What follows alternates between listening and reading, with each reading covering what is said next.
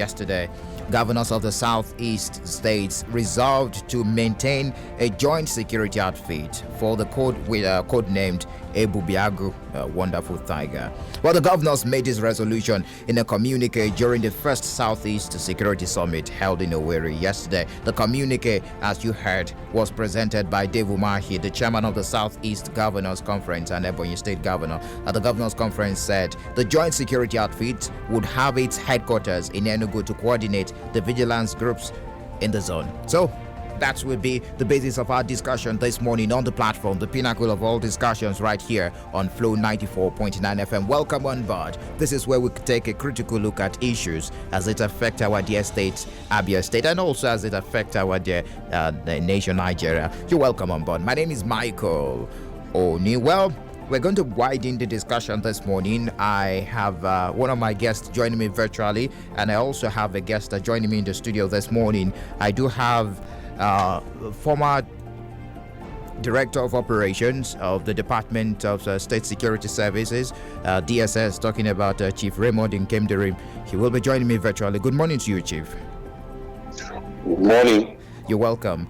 And I also have with me in the studio retired Captain Udonsi. Of course, he's the special advisor to the state governor, Abia State Governor on security. Glad to have you join us also this morning, retired Captain. Thank you, and happy to be here. All right, we will be beginning with Chief Raymond Nkemdirim. You were part of the committee set by the Southeast Governors Forum to work out a possible solution to the myriad of security challenges facing the region, the Southeast region. You were the secretary of the committee alongside General B. Umahi. So we want to find out if this option is from the committee, the option of Ebube Agu, a joint security outfit. Well, thank you very much for having me on this program. I'm happy you mentioned that Captain Awa is also on this program. I left the Southeast Security Committee sometime last year as secretary, so I wouldn't really know or have the full details of how they... Can you hear me? Yes, I can hear you loud and clear. Okay. All right. So I wouldn't really have the current details of the modalities that were adopted in coming up with this Ebube Agu vigilante security outfit.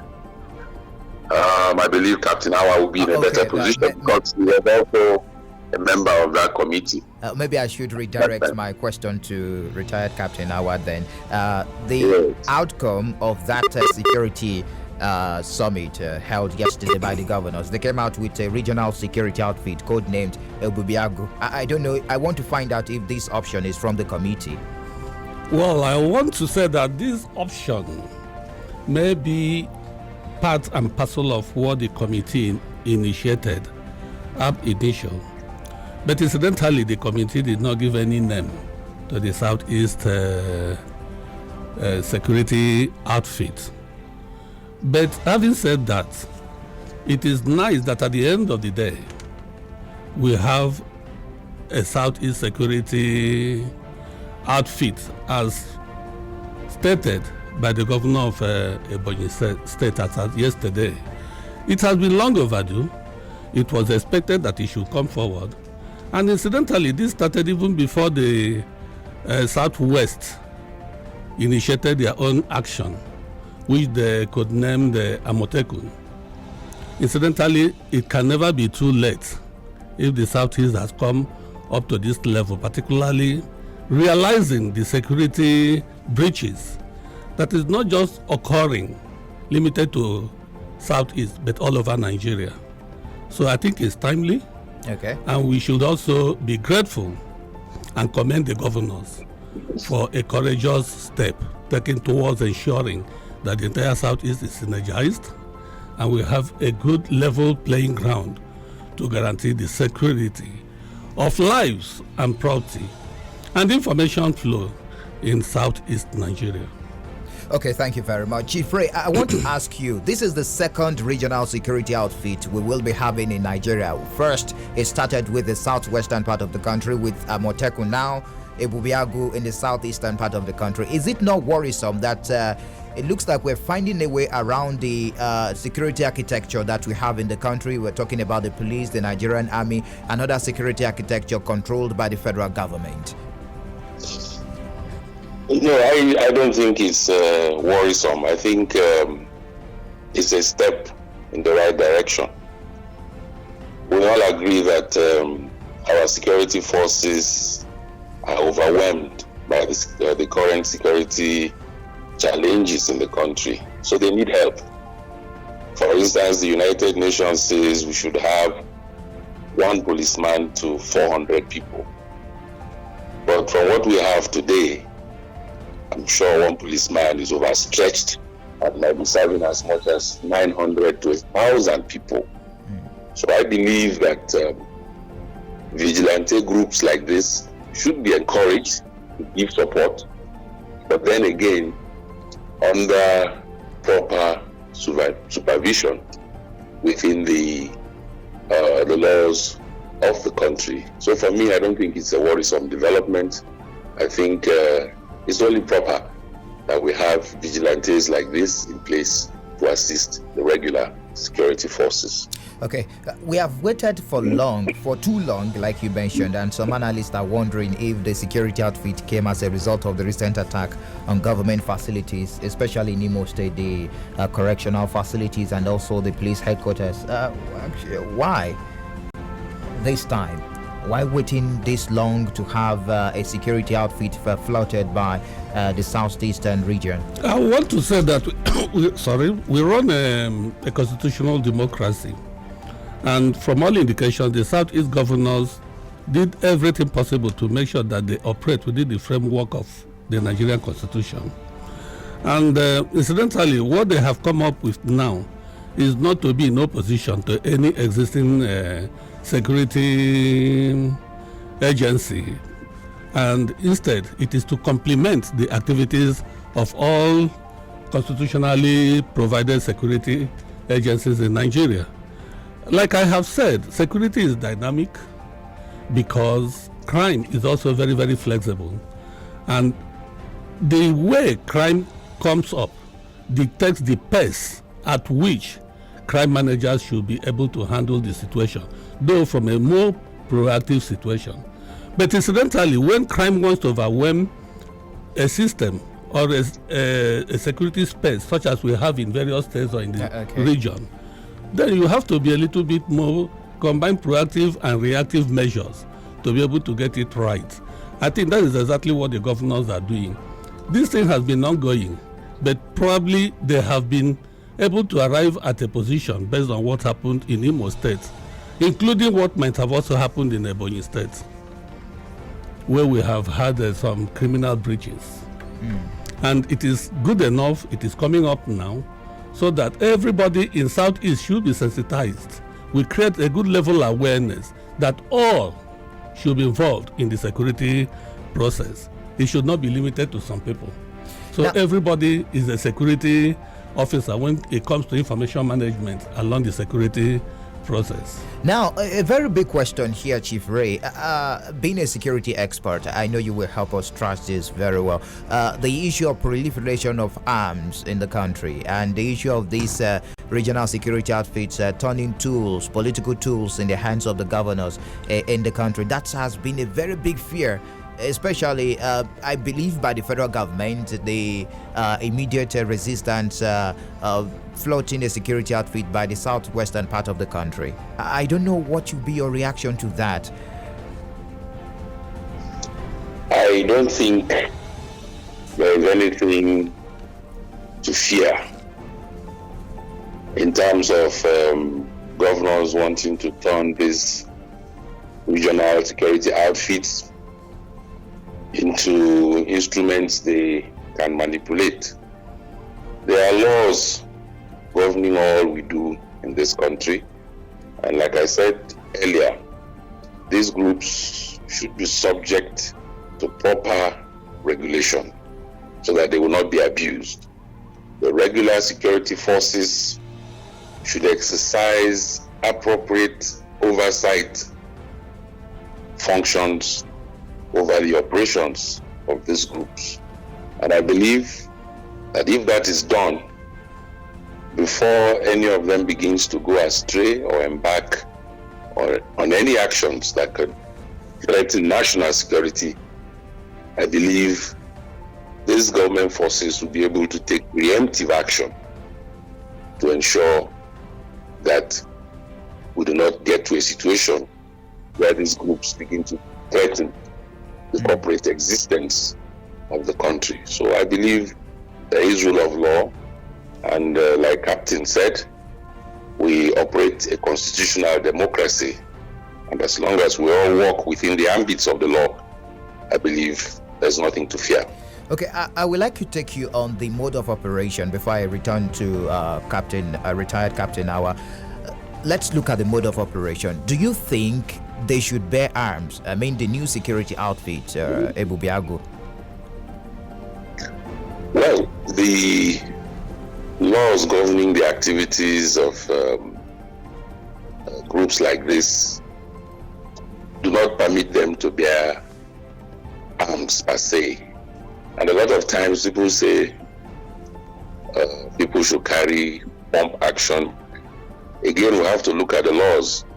Is that allowed? Or is it double barrel guns they should carry?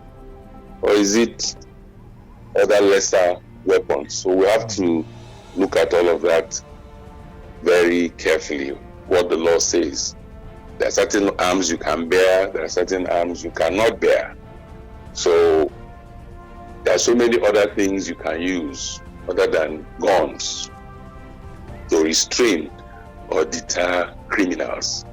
So we must explore every option rather than exposing these, the recruits or operatives of these regional security outfits, to the use of firearms. For now, I don't think the laws permit that, but I believe they can also work closely with the regular security forces. You can infuse the police and other agencies into their operations so that they work in close collaboration to carry out their functions. I believe if we do that, we will not have this fear about them carrying arms or not carrying arms.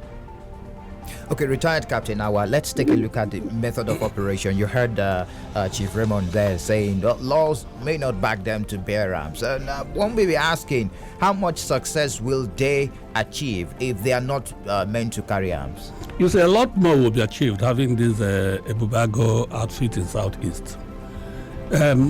Security operations is based first and foremost on intelligence gathering.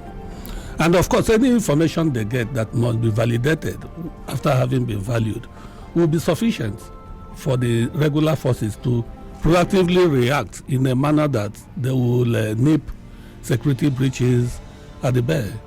Having said that, when the Ebube Agu team comes up and they are synergized with the Nigerian police very closely and other security agencies, I think they will have a better format of handling community security operations from the more articulated community-based policing security systems, because information will be quickly made available. And these are people that are supposed to be domiciled in the local areas, because every security problem is local. And when you get it at the right time, you will nip it on board at the right time. Are you saying Ebube Agu will be more like an intelligence gathering outfit? No matter how we look at it, they will have to get a lot more of intelligence. If they are operationally based to arrest based on the Nigerian Constitution, everybody has powers of arrest to the extent that you do not use it in afflicting somebody's fundamental human rights. You are entitled to arrest whoever you feel is a criminal or will be a criminal, but quickly hand them over to the security forces, particularly the police, within 24 hours of the day. So Ebube Agu will be in a position to even conduct an arrest and hand over to the security agencies quickly. But in doing that, they may not be able to carry sophisticated weapons. Whatever thing they might have that will also help them to defend themselves is what must be determined within the constitutional framework, like my brother has said, Mr. Nkemdirim. It has to be based on the Nigerian constitution, what it permits, and they should not go outside what it permits. But there should be a better collaboration with the security agencies.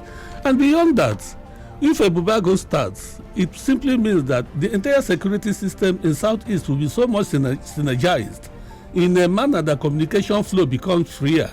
And you will find out that there will not be any strict boundary infringement in handling security issues.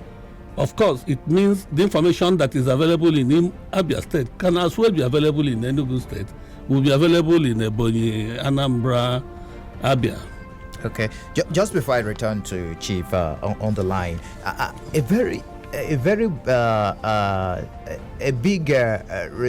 lot of our respondents now, and when we dropped that information on our Facebook page, they are saying, why can't the governors in the Southeast adopt ESN? You know, ESN came from the proscribed group IPOB, and a lot of them said it came as due to necessity rather. From the people who are saying we waited for the governors, they didn't do anything, so the proscribed group flouted its own security network, and they were doing some things, although not backed by the laws and the government. I don't know, what will be your reaction to that? My first reaction to that is that you said something at the latter end of your discussion. Yeah. Okay. Not backed by the law. And I wonder how somebody who runs a constitutional governance who want to start with acting with something that is not backed by the law. The ESN, I have heard about them, but for all I want to say is that if they were part and parcel of the system that came up from the system as backed by the law, probably they would have gotten the needed support from the governors. The governors have not done anything wrong going out to form a security outfit that is based on the law. And I think that is exactly what they have done. Because all this while, even the attorney generals of Southeast have been articulating how this Ebube Agu could come up. So that shows that the governors, from a position of hindsight, never neglected the Nigerian constitution, neither did they neglect what the law should be to guide the activities of this security outfit that has come up now. And if the ESN, who trained them? Where were they trained? What equipments are available to them? Whom are they communicating with? There are so much questions that we should ask concerning ESN, and look inwards and find out whether they could lead us into another situation that will create bigger crisis, anarchy in Southeast and Nigeria as a whole. We need to be very careful when we discuss issues of an outfit that has nothing to do with the Constitution of Nigeria. For me, I don't know about them, but people have been talking about them.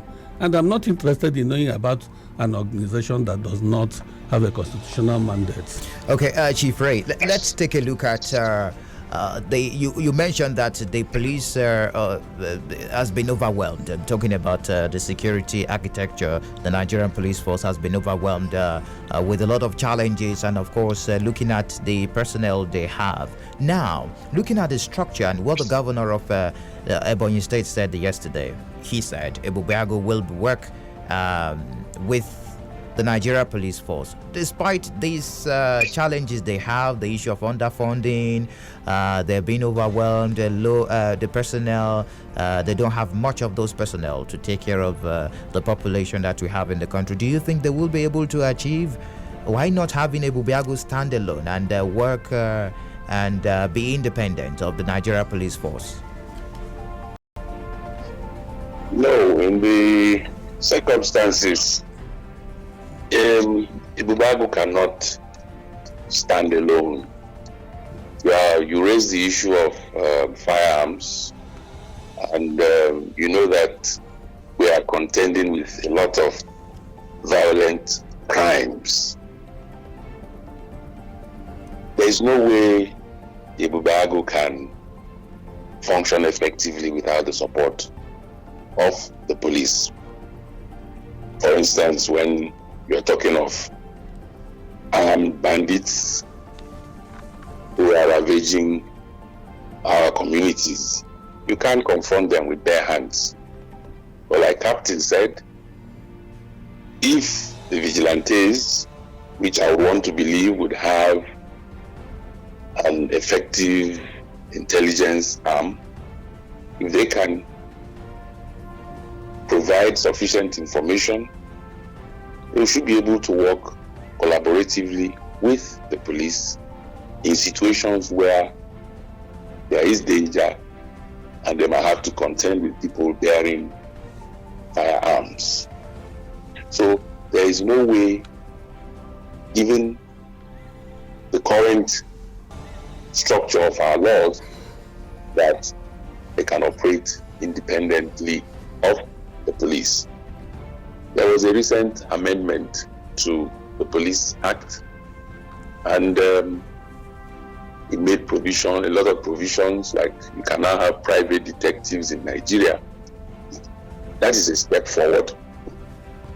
I do hope that as we progress, we'll get to a stage where, like some other more advanced countries, we can begin to legislate on bearing of arms or firearms by properly people who have been properly screened to bear those arms. But for now, since our laws do not permit the bearing of arms by these vigilantes, I believe they still have to work very closely with the police. For me, they are not bringing a strain on the police, even though the police has its own challenges. But I believe that they will be complementing what the police is doing. And I know that the state governments, the Southeast, that have come up with this regional outfit will do all they can to fund them, because funding is very important. If they're not properly funded, then they could constitute a problem again to the society. All right. Because we have to pay particular attention to who we recruit into these outfits. If we make it an all-comers affair, it could be overtaken by criminal elements who could then exploit these outfits to create more problems for the society. So at every stage, the police, the DSS must exercise proper oversight functions over the activities of these groups to ensure that they don't become a threat to the wider society in the long run. Okay, if you just joined us, you're listening to The Platform, the pinnacle of all discussions on Flow 94.9 FM, where we take a critical look at issues as it affect our dear nation, Nigeria, and also as it affect our dear state, Abia State. The program runs every Monday, every Wednesday, and also every Friday right here on the Flow of God's own state. And we've been talking about security. In case you just joined, it's about Ebube Agu. Now, the governors of Southeast states yesterday came together and resolved to have a joint security outfit, codenamed Ebube Agu, Wonderful Tiger. Anyways, the governors made a resolution. In a communique, we placed the voice of Governor Dave Umahi, of course, while presenting the outcome of that meeting, the conference yesterday. He's the governor of Ebonyi State, and the governor's conference said the joint security outfit would have its headquarters in Enugu to coordinate the vigilance groups in the zone. And I have been speaking with Chief Raymond Nkemdirim. He's the former director of operations of the Department of State Security Services, and also retired Captain Udonsi, of course, special advisor to Abia State Governor on security. Now, retired Captain, how much input did you get from stakeholders like traditional rulers, religious bodies, and youth organizations before coming up with a joint security outfit? A lot more was actually articulated at the inception when the Southeast Security Committee started meeting in Enugu. And the discussions involved the traditional rulers to the extent that even Ohanes and Igbo came into it. And some of the discussions even took place in Governor Mahi's village with Ohanes and Igbo. Even yesterday, if you had watched carefully, you will still discover that Ohanes and Igbo was within the discourse of what the governors were actually doing. You see, you cannot succeed in the security process if you do not involve those that are seen to be the elite group in the various communities. That means the traditional rulers, the market opinion leaders, the village heads, and so on and so forth. At our own level, my own governor, Dr. Kezie Ikpeazu, has made himself available, have had series of discussions on security, articulation of what it should be in Abia State, involving these people that I have rightly mentioned. Okay. And if you had listened to him yesterday, he said the security architecture of Abia State involves gatekeepers.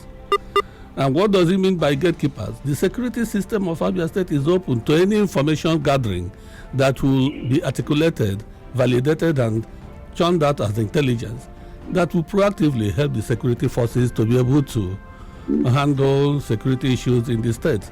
And to some extent, even to a greater extent, that has made Abia to remain safe. Security is not all about gun.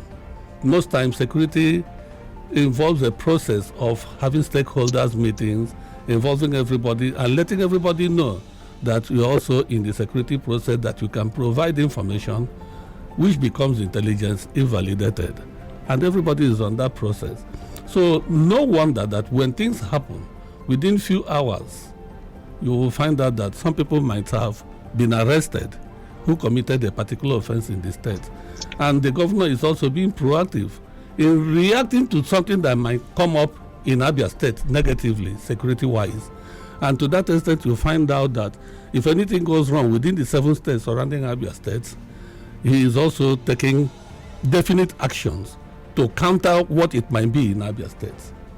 Little wonder that when I was watching television yesterday, somebody said, in fact, the person in charge of Imo State Correctional Service said one person was brought back or came back to the Correctional Service who found himself in Abia State.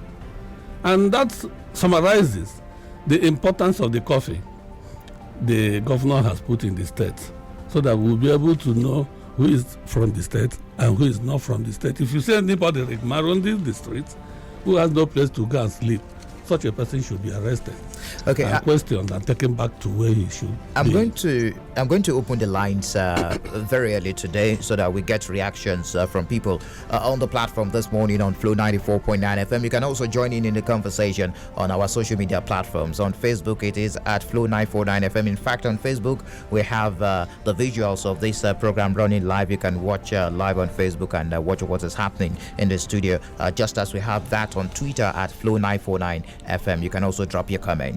But just before I throw the lines open, Captain let's take a look at the harmonization of the security outfits that we have in all the Southeast states. According to what Governor Kezie Ikpeazu said during a televised interview yesterday that I followed, he said Abia has the Homeland Security outfit, just like Enugu has the Forest Guard and the other states with different security outfits, that the Ebube Agu will be the harmonization of all these security outfits. But we had all these outfits in place before the security situation in the southeast reached fever pitch. Is there going to be a difference? Yes, incidentally, what is constant in life is change. And we have these outfits, we have vigilantes all over southeast states. And if we bring them together and now let them know what it takes to run a security synergy that is based on good communication system, that is based on being able to detect who is coming in to breach the security and report timely, or even conduct an arrest and hand over quickly, a lot more changes will come. I believe that the format of the next level security in Southeast is going to be something that will be quite encouraging. It's going to be something that will take care of our farmlands. It's going to be something that will take care of our forests. Remember, when you are talking about the vigilante services and you float them in tune with what our local resources should be. We will not neglect our hunters who basically operate in our forests. So a lot more changes is going to take place, and what our culture is will be preserved for the southeast, and not for the culture to be so decimated the way it has been. I don't want to mention any particular group that has so done. Ours is to make sure moving forward we get the security system right. All right, joined in the conversation this morning. The lines are very much open now. 0808 182 6949 or 0811 605 2949. You can also drop messages on 0906 510 8289. Welcome to the platform. Good morning to you. Good morning, Michael. You're welcome. I remain Mr. Prince from here, no Monaco. Happy weekend, my brother. Thank you very much. I think my kudos to all the Southeast governors, especially the proactive ones. What I mean by proactive ones, I talk of Abia State, Anambra, they are the pure proactive people. Believe you me, if this insecurity couldn't be fallen two states of Imo and the Ebonyi, believe me, they wouldn't have come together as they did on Sunday. The two governors of Abia, Imo and Ebonyi, would have been playing Mass Friday as they do. Now, since the security has been formed, I'm using this medium to advise the proactive states are called here, Abia, Anambra, and Enugu, to be careful with Imo and Ebonyi. Because anything can happen. They are still playing Mass Friday with the federal government. So let these three proactive states, let them maintain the security, the vigilante, and other local activities that they already had before the formation of this Ebube Agu. Now, finally, if Ebube Agu should stand, as I have said, I believe in what they say, action. Action speaks louder than voice. If they want that, the Ebube Agu to make them start action immediately. This is my thing. God bless you, my brother. All right, thank you very much, Mr. Princewell, on the phone lines there. Well, I would like to take final thoughts from Chief Raymond Nkemdirim so that I can let him off the line, and retired Captain Awa will reply and respond to the messages. Chief, sir. Well, beyond whatever actions our governors might be taking to enhance security in the southeast, I believe one very important thing is ensuring that the dividends of democracy are actually enjoyed by the people. I always love to quote the former U.S. Defense Secretary when I discuss security. Robert McNamara, he said security is not military force, though it may involve it. Security is not traditional military activity, though it encompasses it. Security is not military hardware, though it may include it. He says security is development, and without development, there can be no security. So as much as we want to be effective in combating the threats posed by the various security challenges we are contending with presently, it is important that proper focus is placed on the development of the Southeast. I believe if that is done, it will go a long way in complementing whatever efforts are being made to ensure peace and stability in the region. Thank you very much, Chief Raymond Nkemdirim, for being part of the program this morning. Thank you. You're welcome.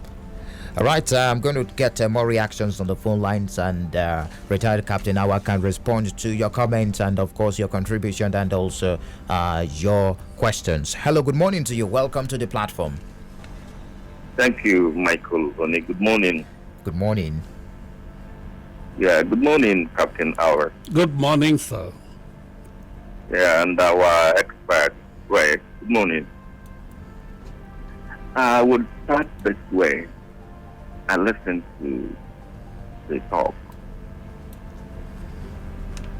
from other radio stations concerning the same Ebube Agu this morning. If you listened or read carefully the communique issued by the Southeastern region governors after their meeting in Owerri, you will see that what this Ebube Agu means is like floating federal government agenda or project, while what we need here is a regional project. I am basing my talk on the content of that communique, where they said they are going to work in the same page with the federal government, one. Two, that they're going to fight terrorism to a standstill.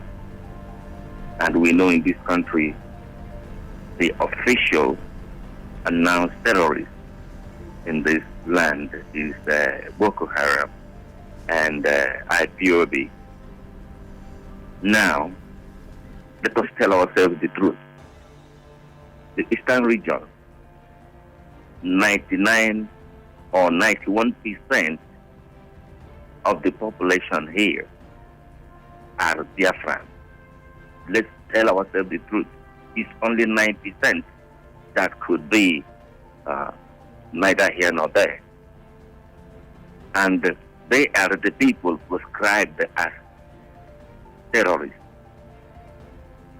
Secondly, the people you're going to recruit for this Ebube Agu, they are young men, young boys, who never saw the war like I did see the war. I saw it, it was terrible. They don't know what's involved. And they are part of this same people. If by any means you convert them, it's going to be a clash between Titan, ECN, because you have to identify our enemies before we go fighting. Who are we fighting now? The terrorists, the IPOB, the young boys who are recruited are the same people. Looking at it, it's like we are going to form, if this Ebube is formed, an outfit that is going to bounce back on us, that is going to consume us. Can't we look towards that direction? That is like when Ogbunigwe was formed early during the Nigerian Biafran War, it killed the same person that fired it. All right, quickly before innovations were made. So are you not looking towards this direction that forming this Ebube Agu might result into our forming a security group that is going to consume us instead of protecting us? Thank you very much. All right, you didn't mention your name anyways. Okay, I'm sure you want to react to that, retired Captain Awa. Yeah, what I want to say is I don't see reason why we should be discussing a constitutional security outfit based on the law with one that we are speculating that is existing, and nobody has come forward to lay claims to his existence and say, I am the identity that should be associated with the other side of the security. I cannot really comprehend very well. Having said that, I want to tell the person that called, probably he did not mention his name, or I did not get to... He didn't mention his name. Okay, so let me go ahead. I want to respond by saying this. What the governors have done was well articulated. It was well mapped out based on the democratic dispensation the Nigerian state as a country is operating, coming from the 1999 Constitution. And they couldn't have done otherwise. If not, they will also be involved in illegality.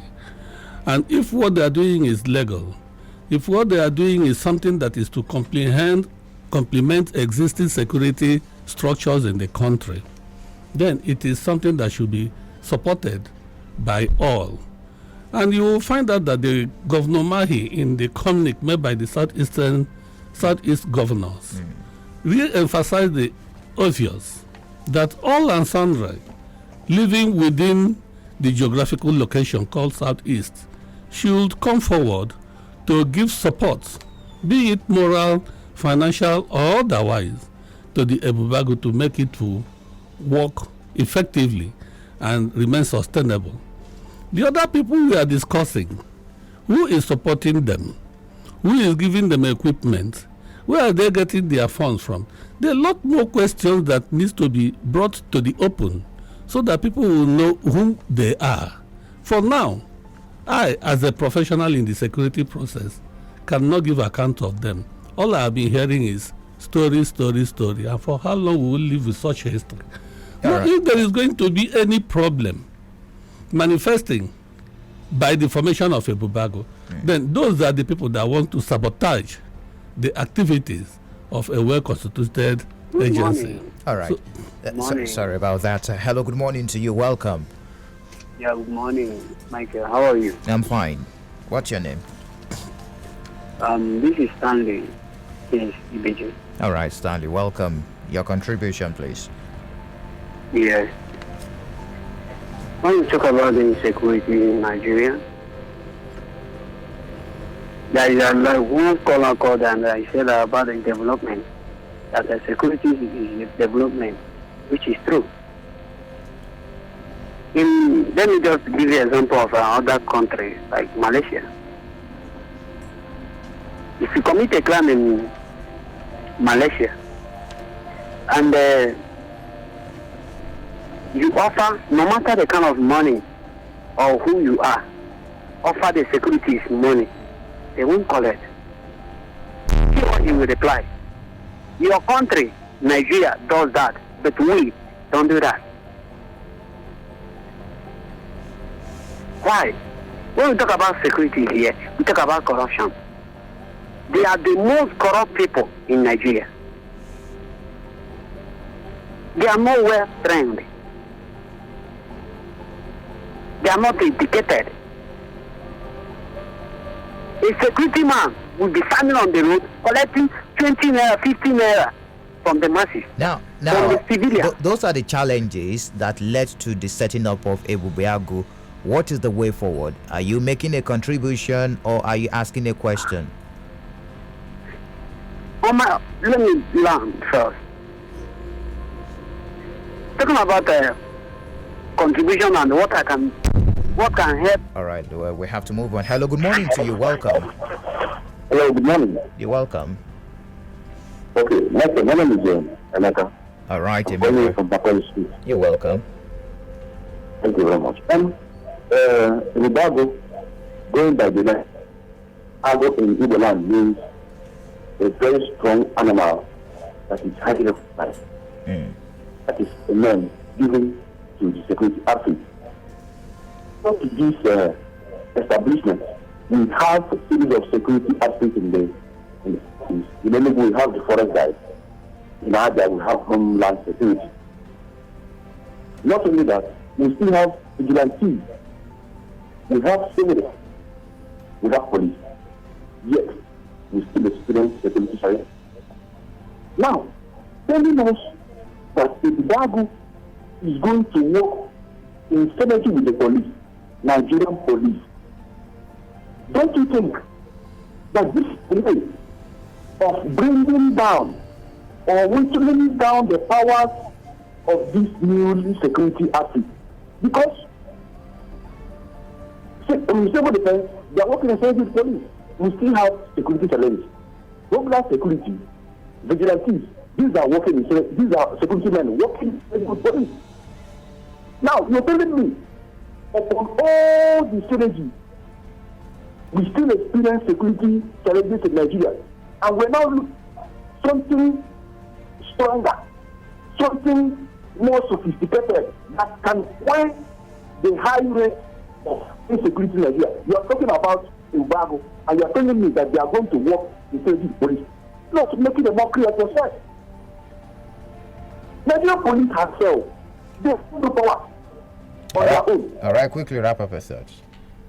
That's why the governor of Imo State says, please defend yourselves. Because they have no power. And then you are telling us that Ebube Agu is going to work in synergy with them. Please, do not allow the name Agu. Agu is a highly recognized in Igbo land. Do not allow the name Agu to die. Thank you. Thank you for your contribution. Let's take the final call. I will run through the messages now. Hello, good morning to you. Welcome to the platform on Flow 94.9 FM. God bless you, my personal person, man. You're welcome, Chief Awolowo. God bless you. My man, Mike, you are distinguished. Good Our morning. guests, you are welcome, sir. Thanks a lot. God bless you all. Olubu, Chief Awolowo, what dead. I remain called a sped, revolutionist, global, and a fire now. All right, fire. Let me say, yeah, God bless you, Mike. As far as I'm concerned, I've been one of those calling for this establishment of security street in Southeast. I've been calling like a bird in the wilderness. And today, I want to raise my proactive gun, Secretary for Southeast governors and leaders. God bless them for listening to our calls. It's not everything governors do is decide. This is a very amiable one, and we must give them trap. The leaders, all security leaders in Southeast, I want to thank you for doing this. But there's something I heard from one of our guests, and it gave me shock. I'm talking from as a experienced security officer, I'm trained. Even intelligence, I'm trained. All right, quickly By wrap the up federal yourself, government. Chief. So what I'm saying is, I am not happy to hear that they will not carry even license from action. How will you, as fast as the Ebube Agu, see 8 men carry a cap for 7 and not carrying this stick? This is not, cannot work with intelligence. When you see people are killing our Southeast people, farmers, and everybody say they should carry hands. I want to challenge that. God bless you. Thank you very much, Chief. A retired captain will reply to that. Joseph Peace on the Facebook page says, good morning, Michael and allies in the house. Setting up security outfit is a welcome development, but it must not be swept on the carpet again like the previous one and must not be used as a personal security by the governors. Okay, Obed Obina is following live from Jaws. Richard Ebube Agu, all right. Ojigwe Felix says this is a welcome development, and also Francis from Enugu State says formation of Ebube Agu security network in Southeast is not the key issue. How functional, equipped, and coordinated are they going to be? Multiple security network without good welfare packages and legal backing is a mere effort in futility. Our governors should be meticulous and proactive in tackling this security issue of a thing. May God help us. And on the SMS line, Ebube Agu security outfit is okay, but should be well trained, but physically, mentally, public approach manners, even with arms to protect them. Alex from Umuahia. All right, this one says, how can a man bare hand challenge a man with gun? It is difficult. If any security or vigilante is to be established, load them with eventualities. From Councillor Aiku Mezurike for making no busy. A lot of callers and respondents, both on the phone lines and also on the SMS line, are not happy that this security outfit will be working in tandem with the federal government's police network, and they're saying no, it should. You should carry arms and some of that. I'm sure you followed those respondents on the I did. Phone lines, Captain. So what I want to let people know is that the troublesome aspect of starting something is the ability to start. And if Ebube Agu has come, the only thing we expect is further development and for it to suit the purpose for which it is meant for. So we should remain calm and be hopeful and confident that Ebube Agu will develop to a level by which that our fears could have been wiped out. The equipment they will use will be made possible by the governors, even if it means revisiting the laws of the land and coming in tandem with what the law will accept. I'm sure our governors, our legislators will critically look into those things.